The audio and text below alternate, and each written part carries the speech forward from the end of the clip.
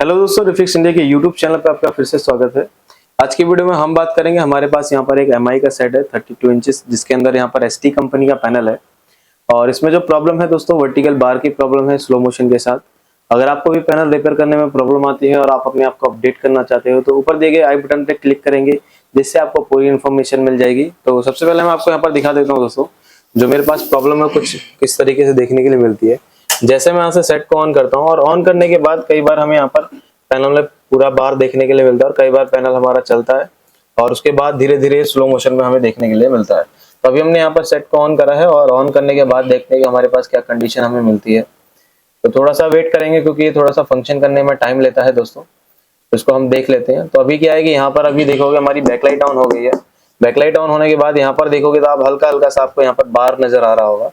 तो कुछ इस तरीके से हमें वर्टिकल बार की प्रॉब्लम देखने के लिए मिलती है। और यहाँ पर देखो अभी हमारा पैनल में पिक्चर आ गई, फिर ये स्लो मोशन में चला गया और यहाँ पर आप देखोगे अभी पैनल में स्लो मोशन आ गया। तो कुछ इस तरीके से हमें प्रॉब्लम देखने के लिए मिल रही है। अगर आप भी इस तरीके की प्रॉब्लम को रिपेयर नहीं कर पाते हो तो वीडियो को लास्ट तक जरूर देखना, जिससे आपको पता चले कि हम इस पैनल को कैसे ठीक करेंगे। तो इसको हम थोड़ा सा और चलने देते हैं और इसमें देखते हैं कि और क्या सिम्टम हमें देखने के लिए मिलता है। कई बार हमारा पैनल हाफ देख लेते हैं हम, उसके बाद जल्दी से डिसीजन लेते हैं, तो ये काम नहीं करना हमें। अभी आप देख सकते हैं यहाँ पर जो हमारा पैनल है इसमें कुछ इस तरीके से वर्टिकल बार हमें देखने के लिए मिल रहा है स्लो मोशन के साथ। तो इस तरीके की प्रॉब्लम को हम कैसे सॉल्व करेंगे, अभी आप देखो इसमें कुछ पिक्चर बनी है लेकिन वो भी बार के साथ है, स्लो मोशन है। और यहाँ पर जो यूट्यूब का कलर है ये भी हमारे कुछ मिसमैच से हो रहे हैं और ज्यादातर ये प्रॉब्लम आती है कि कलर मिस हो जाते हैं। तो इसको हम देखते हैं कैसे ठीक करेंगे। तो यहाँ पर अगर आप देखोगे तो सबसे पहले जब भी आप किसी पैनल को चेक करते हो दोस्तों, तो आपको यहाँ पर बेसिक वोल्टेज को चेक करना है। अब बेसिक वोल्टेज हम कैसे चेक करेंगे, मल्टीमीटर को रखा हमने डीसी वोल्ट की रेंज पर और एक पिन को हम यहाँ पर लगा लेंगे ग्राउंड से और रेड वाली से चेक करेंगे हम सभी वोल्टेज को। तो एक मैंने यहाँ पर ग्राउंड से लगा लिया। सबसे पहले हम पैनल में चेक करेंगे 12 वोल्ट की सप्लाई, जो कि हमारे इस एलवीडीएस कनेक्टर पे हमें देखने के लिए मिलेगी। तो यहाँ पर अगर मैं चेक करता हूँ, सबसे पहले मुझे 12 वोल्ट की सप्लाई मिलनी चाहिए, उसको मैं चेक कर लेता हूँ यहाँ पर। तो उसके फ्यूज पे अगर मैं देखता हूँ दोस्तों, तो आप यहाँ पर देखोगे मुझे इसके फ्यूज पे जो वोल्टेज मिल रही है वो मुझे यहाँ पर 12 वोल्ट की सप्लाई बिल्कुल परफेक्ट तरीके से मिल रही है। और ये 12 वोल्ट आने के बाद यहाँ पर 12 वोल्ट फ्यूज के आउटपुट पे जाते हैं। तो फ्यूज के आउटपुट पे भी आप देखो यहाँ पर 12 वोल्ट मेरे जो सप्लाई मिल रही है ये बिल्कुल यहाँ पर मुझे परफेक्ट तरीके से देखने के लिए मिल रही है। अब ये 12 वोल्ट की सप्लाई दोस्तों यहाँ से बनने के बाद ये 12 वोल्ट जाती है कहाँ पर, आपकी इस डीसी टू डीसी आईसी के अंदर। अब ये जो DC to DC IC company ने लगा रखी है, इस आईसी का जो नंबर है दोस्तों अगर मैं आपको दिखाऊं यहाँ पर, तो CS601 यहाँ पर आईसी का नंबर है, जो कि हमारी सी शॉर्ट की आईसी होती है। तो सबसे पहले यहाँ पर जो वोल्टेज बनेंगे वो हमारे VDD 3.3 वोल्ट बनते हैं। तो VDD जो इसमें पॉइंट होगा, आप यहाँ पर अगर आप देखोगे तो आपको यहाँ पर VDD का 3.3 वोल्ट देखने के लिए मिल रहा है। तो इस पर अगर मैं चेक करता हूँ तो यहाँ पर जो मुझे वोल्टेज देखने के लिए मिल रही है वो कितनी मिल रही है, 2.90, यानी कि 3 वोल्ट भी हमारी अप्रोक्स यहाँ पर बन रही है। और यहाँ पर एक कॉइल लगी होती है जो कि हमारी 3 वोल्ट की कॉइल होती है। तो अगर इस कॉइल पे मैं चेक करता हूँ तो यहाँ पर आप देखो मुझे 3.3 वोल्ट बिल्कुल परफेक्ट तरीके से वोल्टेज मिल रही है। अगर यहाँ पर ये वोल्टेज दोस्तों यहाँ पर परफेक्ट तरीके से मिल रही है तो ये जो वोल्टेज होती है जाती है हमारी इस रोम आईसी की पिन नंबर 8 पे। तो यहाँ पर देखोगे रोम आईसी की पिन नंबर 8 अगर चेक करता हूँ तो यहाँ पर मुझे 3.3 वोल्ट बिल्कुल परफेक्ट तरीके से मिल रही है। साथ ही साथ यहाँ पर जो आपकी टीकॉन आईसी होती है, इस टीकॉन आईसी को चलने के लिए भी 3 वोल्ट की सप्लाई चाहिए होती है। तो इसके पास लगे पीएफ पे मैं चेक करूंगा तो यहाँ पर अगर मैं देखता हूँ तो इसके पास लगे पीएफ पे आप देख सकते हैं यहाँ पर 3 वोल्ट की सप्लाई मुझे यहाँ पर परफेक्ट तरीके से देखने के लिए मिल रही है। अभी जो 3 वोल्ट की सप्लाई है दोस्तों यहाँ पर बनने के बाद होता क्या है, इस टीकॉन आईसी से एक इनेबल वोल्टेज होता है जो कि हमारी इस टीकॉन डीसी टू डीसी आईसी को दिया जाता है। जैसे ही डीसी टू डीसी आईसी को 3 वोल्ट सप्लाई आती है तो डीसी आईसी अपना काम करना स्टार्ट करती है। जैसे यहाँ पर एक बूस्ट सर्किट कंपनी ने लगा रखा है, इसके अंदर 2 बक कन्वर्टर कंबाइन होते हैं, एक होता है स्टेप डाउन और एक होता है स्टेप अप। स्टेप डाउन है जो कि 3 वोल्ट की सप्लाई बनाता है और स्टेप अप जो होगा हमारा यहाँ पर बूस्ट वोल्टेज की सप्लाई बनाएगा, जो कि यहाँ पर 12 वोल्ट की सप्लाई मेरा इनपुट ले रहा है। और यहाँ से जो आउटपुट करेगा वो AVDD की वोल्टेज होगा, जिसको हम 15 वोल्ट की सप्लाई यहाँ पर देख सकते हैं। अब ये 15 वोल्ट दोस्तों यहाँ पर बनने के बाद 15 वोल्ट यहाँ पर बनने के बाद अगर हम आगे चेक करते हैं तो ये 15 वोल्ट की सप्लाई हमारे इस डायोड के अंदर जाते हैं। तो यहाँ पर अगर देखूंगा तो ये जो डायोड लगा होता है, ये डायोड मेरा क्या काम करता है, AVDD लेकर VGH बनाता है। तो यहाँ पर आप देखो 15 वोल्ट की सप्लाई इसके लिए इनपुट आ रही है और आउटपुट की अगर मैं बात करूँ तो यहाँ पर आप देखो इसकी 27 वोल्ट आउटपुट में बूस्ट हो रहे हैं। ये है आपका एक TVS डायोड जो कि हमारा यहाँ पर वोल्टेज को पंप करके आउटपुट में निकाल रहा है, यानी कि यहाँ पर हमारी VGH वोल्टेज भी ओके है, तो इसमें हमारा एक सर्किट और होता है जो कि VGL वोल्टेज के लिए बना होता है। तो VGL वोल्टेज के लिए यहाँ पर एक सर्किट बना हुआ जो कि हमारा VGL का एक टेस्टिंग पॉइंट है। तो इस पे अगर मैं चेक करता हूँ तो यहाँ पर आप देख सकते हो दोस्तों, मुझे यहाँ पर -8 वोल्ट की सप्लाई परफेक्ट तरीके से मिल रही है। अगर -8 वोल्ट की सप्लाई परफेक्ट तरीके से मिल रही है तो इसका मतलब है कि हमारी जो VGH, VGL, AVDD है, सारी वोल्टेज हमारी यहाँ पर कंप्लीट है। उसके साथ ही साथ हमें यहाँ पर एक वोल्टेज और मिलनी चाहिए जो कि हमारी वीकॉम होती है। तो आप यहाँ पर देखो, एक वीकॉम वोल्टेज है। तो वीकॉम वोल्टेज मिसिंग होने से कई बार कलर मिसमैच हो जाते हैं। तो अगर आपके पैनल में कलर मिस हो रहे हैं तो एक बार वीकॉम को भी चेक कर लो। तो अभी हमारी वीकॉम तो बन रही है, तो इसका मतलब है कि बार और जो कलर मिसिंग हो रहा है इसकी वजह से नहीं आ रहा है। तो ये वोल्टेज हमारी ओके है, यानी DCIC परफेक्ट तरीके से हमारी काम कर रही है। अब DCIC अगर हमारी परफेक्ट तरीके से काम कर रही है तो इसके बाद अगर हम देखेंगे तो यहाँ पर आप देखो दोस्तों, इसके अंदर DC के अंदर लेवल शिफ्टर IC कंबाइन है।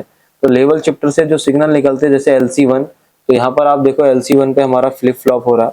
फिर इसके बाद देखते हैं तो LC2 पे भी हमारा फ्लिप फ्लॉप होना चाहिए। 1 सेकंड VGH, 1 सेकंड VGL आना चाहिए यहाँ पर। अब अगर ये फ्लिप फ्लॉप हो रहा है तो इसके बाद हम CLK1 चेक करेंगे, सॉरी STB चेक करेंगे। तो STB जो मुझे मिल रहा है यहाँ पर माइनस में मिल रहा है, -8 वोल्ट। फिर इसके बाद देखते हैं तो यहाँ पर CKV1 पे अगर मैं देखता हूँ तो -3 वोल्ट की सप्लाई आ रहे हैं। फिर CKV2 अगर देखता हूँ तो यहाँ पर भी -3 वोल्ट की सप्लाई है। अब CKV3 अगर देखता हूँ तो यहाँ पर भी -3 वोल्ट की सप्लाई है। CKV4 पे देखता हूँ तो यहाँ पर भी -3 है।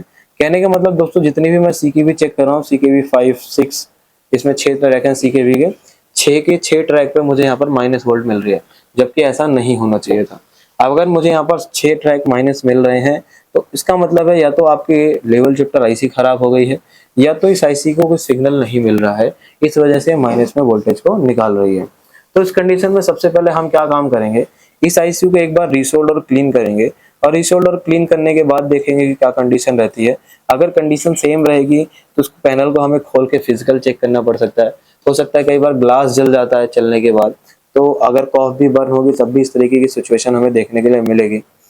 तो इस कंडीशन में हम क्या काम करेंगे, सबसे पहले IC को हम रीसोल्ड और क्लीन करेंगे। और रीसोल्ड और क्लीन करने के लिए सबसे पहले यहाँ पर सेट को हम ऑफ कर लेंगे। और ऑफ करने के लिए जहां से सिग्नल निकल रहे हैं, आपको इसी साइड के सभी पिनों को रीसोल्ड करना है जहां से सिग्नल निकल रहे हैं। तो यहाँ पर सबसे पहले मैं इस आयरन से इसको रीसोल्ड करता हूँ, क्लीन करने की कोशिश करूंगा। तो इसको देखेंगे क्लीन करने के बाद क्या सिम्टम रहते हैं, सही होता है या नहीं होता है, तो इसको हम देखेंगे कुछ इस तरीके से। और जब भी आप इसको रीसोल्ड और क्लीन करते हो तो आपकी टूल जो है वो परफेक्ट होने चाहिए। तो यहाँ पर इसको मैं क्या है रीसोल्ड करूंगा परफेक्ट तरीके से। तो सेट को मैंने यहाँ पर ऑफ कर दिया है, और ऑफ करने के बाद इसको हम यहाँ से रीसोल्ड करेंगे परफेक्ट तरीके से ऐसे।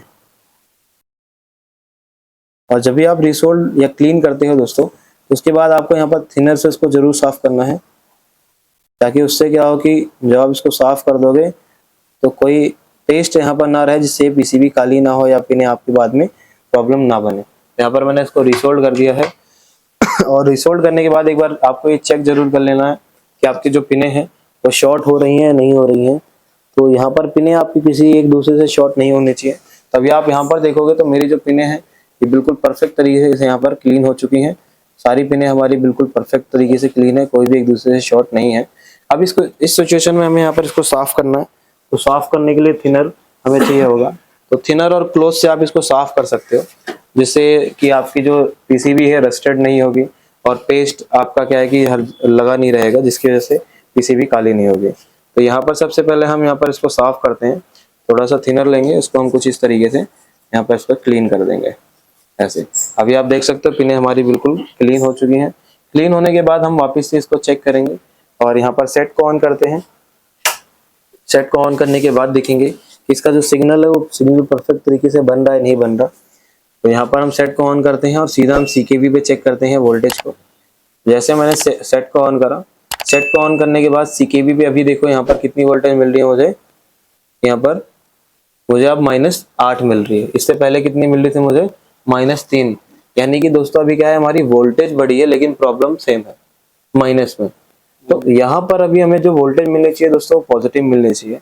अब इसका पॉजिटिव वोल्टेज ना मिलने का कारण क्या हो सकता है, यहाँ से कुछ सिग्नल इसके अंदर आते हैं। जैसे यहाँ पर देखोगे एक सिग्नल है LCF का मतलब होता है LC फ्लिप फ्लॉप। तो यहाँ पर 3 वोल्ट एक बार अप डाउन करने चाहिए। तो यहाँ पर अगर मैं इसको चेक करता हूँ तो यहाँ पर जो 3 वोल्ट है एक बार आ रहे हैं और एक बार चले गए। यहाँ पर एक बार 3 वोल्ट आए और ये फिर चले गए, यानी कि अभी क्या है कि हमारा फ्लिप फ्लॉप चल रहा है। फ्लिप फ्लॉप चल रहा है यानी ये सिग्नल हमारा परफेक्ट तरीके से रेजिस्टेंस के इनपुट और आउटपुट में दोनों साइड से मिल रहा है।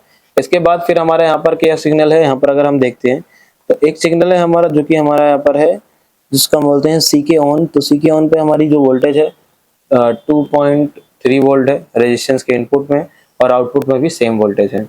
तो इसके बाद अगर हम आगे देखते हैं तो यहाँ पर एक सिग्नल है एस टी वी। तो एस टी वी पे अगर चेक करता हूँ तो देखो इनपुट पे कितनी वोल्टेज है, 15 मिली वोल्ट, और आउटपुट पे अगर मैं देखता हूँ तो आउटपुट पे कितनी वोल्टेज है मेरे को यहाँ पर, तो यहाँ पर मुझे कुछ वोल्टेज यानी कि कम दिखाई दे रही है। लेकिन यहाँ पर देखो अगर मैं देखता हूँ तो यहाँ पर मुझे कितने मिल रहे हैं, यहाँ पर जो वोल्टेज मिल रही थी मुझे वो 15 मिली वोल्ट के अराउंड अप्रॉक्स मिल रही थी। ठीक है, अभी यहाँ पर इसको मैं वापस से चेक करता हूँ, रीचेक। तो यहाँ पर अभी 9 वोल्ट हो गए, इससे पहले 15 मिली वोल्ट मिल रहे थे। तो इसके आउटपुट में देखता हूँ तो आउटपुट देखो अब मेरे को कितना मिल रहा है, 45, 46, 41, यानी कम, यानी यहाँ पर स्टेबल नहीं है। ये वोल्टेज मुझे एब नॉर्मल मिल रही है, फ्लक्चुएशन दिख रही है। तो उस कंडीशन में सबसे पहले मैं इस रेजिस्टेंस को चेक करूंगा, क्योंकि अगर ये रेजिस्टेंस आपकी खराब रहेगी तो जहां पर ये वोल्टेज जा रही है वहां से रिटर्न वोल्टेज आएगी तो आपको ज्यादा भी दिखाएगी और कम भी दिखाएगी। तो सबसे पहले इस रेजिस्टेंस को चेक करना है। और यहाँ पर जो सिग्नल के रेजिस्टेंस होते हैं ज्यादातर कंपनी 0 से 22 ओम के बीच यूज करती है। ठीक है, अब यहाँ पर सबसे पहले मैं रेजिस्टेंस चेक करता हूँ। जैसे एक रेजिस्टेंस ये है तो इसको अगर मैं चेक करता हूँ, देखो यहाँ पर कितने ओम की है, 22 ओम की है, जो कि हमारी अभी जो मैंने चेक करी थी 3 वोल्ट की ओके थी। फिर इसके बाद एस टी वी की चेक करता हूँ तो देखिए एस टी वी कितना दिखा रहा हूँ मुझे, यहाँ पर 1 मेगा होम, कभी 2 मेगा होम। देखो यानी कि क्या है, ये स्टेबल नहीं है, लेकिन वैल्यू भी बहुत ज्यादा है, जो कि हमें यहाँ पर मिलनी चाहिए 22 ओम जो मेगा होम में मिल रही है। तो यानी कि ये रेजिस्टेंस अभी हमें फॉल्टी मिल रही है, तो उसको हम रिप्लेस करेंगे। और रिप्लेस करने के लिए यहाँ पर क्या है, कोई भी स्केलर ले लेंगे और एक एसएमडी मशीन लेंगे। ठीक है, और इसको हम चेंज करके देखेंगे। तो कोई भी स्केलर दे दो मुझे, किसी भी स्केलर से दोस्तों आप इसको चेंज कर सकते हो। तो चेंज करने के लिए जरूरी नहीं है कि आपके पास सेम पीसीबी हो, किसी भी पीसीबी से। यहाँ पर आप देखो मेरे पास एक रेजिस्टेंस है, इसको चेक करते हैं कितने होम के रेजिस्टेंस है। तो इसको मैं यहाँ से चेक कर लेता हूँ। तो अभी आप देखोगे इसमें जो रेजिस्टेंस है मुझे यहाँ पर कितने की मिल रही है, 50 होम्स के अप्रोक्स यहाँ पर मिल रही है, 50 होम की। तो चल जाएगी, कोई प्रॉब्लम नहीं है। ठीक है, और अगर हमें इससे लो मिल जाती है तो ज्यादा बेटर रहेगा। तो थोड़ी सी पीसीबी और देख लेते हैं। तो यहाँ पर और पीसीबी में हम देखते हैं, हमें अगर लो होम्स की जितनी रहेगी ज़्यादा बेटर रहेगी। तो यहाँ पर हमें अगर 22 ओम मिलती है तो ज़्यादा अच्छा है। यहाँ पर कुछ रेजिस्टेंस लगी हैं, इनको चेक करते हैं, देखते हैं कितने ओम की रेजिस्टेंस है। तो यहाँ पर भी हमारी 56 की है, और भी देख लेते हैं। तो इसके पास हमारी रेजिस्टेंस यहाँ पर देखते हैं कितनी ओम की है। तो यहाँ पर देखेंगे, यहाँ पर ये 100 ओम की है। तो अभी क्या है कि हम दोस्तों यहाँ पर 56 ओम की ही रेजिस्टेंस यूज करेंगे। और अगर 56 ओम नहीं चलती तो उसके बाद देखेंगे क्या कर सकते हैं हम यहाँ पर। तो ये 1K की है, इसके बाद यहाँ पर कितने ओम की है, ये भी 1K की है। तो 50 ओम्स की ही यूज कर लेते हैं हम यहाँ पर। तो एक यहाँ पर हम लेंगे सबसे पहले चिमटी। पहले इस रेजिस्टेंस को हम रिमूव करेंगे। रिमूव करने के लिए थोड़ा सा पेस्ट अप्लाई करेंगे। तो यहाँ से थोड़ा सा पेस्ट लेते हैं और इस रेजिस्टेंस के ऊपर यहाँ पर ऐसे लगा लेते हैं, और इसको यहाँ से हम रिप्लेस करके और इस रेजिस्टेंस को हम यहाँ से उस पर शिफ्ट करेंगे। तो इसको यहाँ पर हम क्या करेंगे, जब भी आप काम करते हो दोस्तों तो आप कम हीट पे काम करो, ज़्यादा बेस्ट है। यहाँ पर जो मैं वर्क करता हूँ 380 हीटिंग पे यूज़ करता हूँ इसको। अभी यहाँ पर इस रेजिस्टेंस को निकाल लेना है परफेक्ट तरीके से। जब आप रेजिस्टेंस को निकाल लोगे तो यहाँ पर आपको दूसरी रेजिस्टेंस भी शिफ्ट करनी है। तो इस रेजिस्टेंस को निकाल लेते हैं। और जब भी आप काम करते हो तो यहाँ पर आपकी हैंड स्किल अच्छी होनी चाहिए दोस्तों। जैसा कि मैंने यहाँ पर रेजिस्टेंस को निकाल लिया, और रेजिस्टेंस निकालने के बाद यहाँ पर दूसरी रेजिस्टेंस को लगाना है। तो इस रेजिस्टेंस को मैं यहाँ से रिमूव कर लूँगा कुछ इस तरीके से।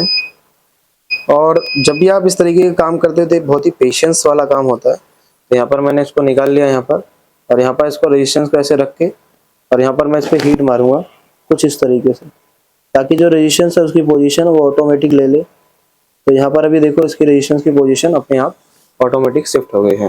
तो यहाँ पर जैसे मैंने रेजिस्टेंस को लगा दिया, और रेजिस्टेंस लगाने के बाद सबसे पहले यहाँ पर क्लीन करेंगे हम इसको, और इन पीसीबीओ को हम यहाँ से हटा देंगे। और ये देखेंगे कि पीसीबी हटाने के बाद हमारी क्या कंडीशन रहती है। और यहाँ पर इसको हम सबसे पहले क्लीन कर देते हैं, और क्लीन करने के बाद देखते हैं क्या सिचुएशन रहती है। तो इसको यहाँ पर बंद कर देते हैं मशीन को। और इसको थोड़ा सा हम वेट करेंगे क्योंकि अभी क्या है टेम्परेचर काफी गर्म है और इस समय अगर आप पावर देते हो तो आईसी भी खराब हो सकती है।